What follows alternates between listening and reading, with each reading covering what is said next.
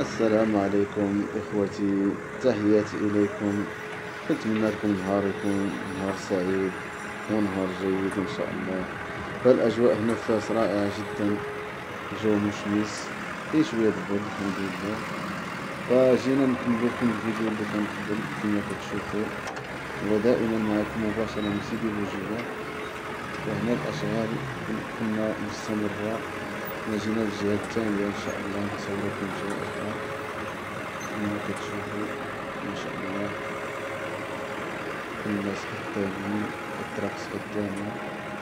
ممكن هنا يعديو هنا القضيش ديال الصرف الصحي، على ما أظن أنا سمعت الصرف الصحي. من بعد عايزيرو هاد الكتل هنا هادي ديال اللي كانت هنا ديال التربة وهاد الأحجار اللي كانت هنايا على شكل كتلة كبيرة يحيدوها كلها.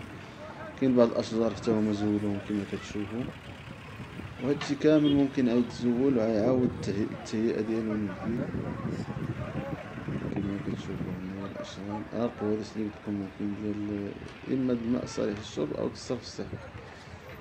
فمعلومة ما عنديش معلومة 100% صحيحة، لهذا ما غاديش نغلطكم.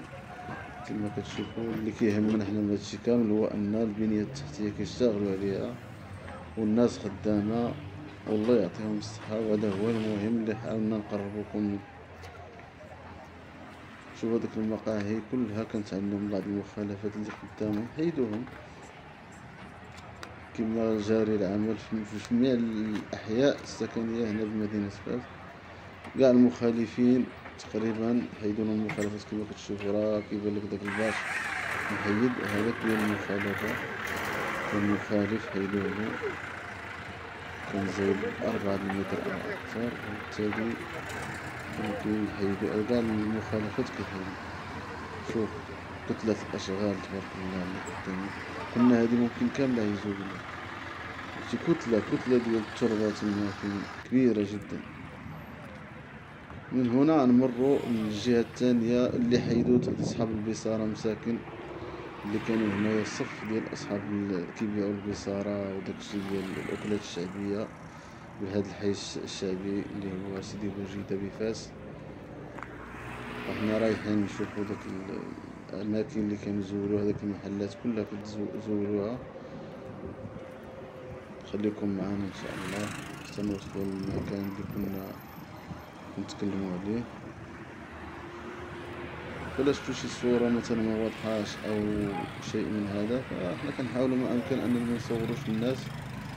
كاين العائلات، كاين اللي مكيبغيش ما يحبش يشوف راسو في الفيديو ولا هذا، فاحنا كنحاولوا نصوروا الأشغال اللي كتهمنا فقط.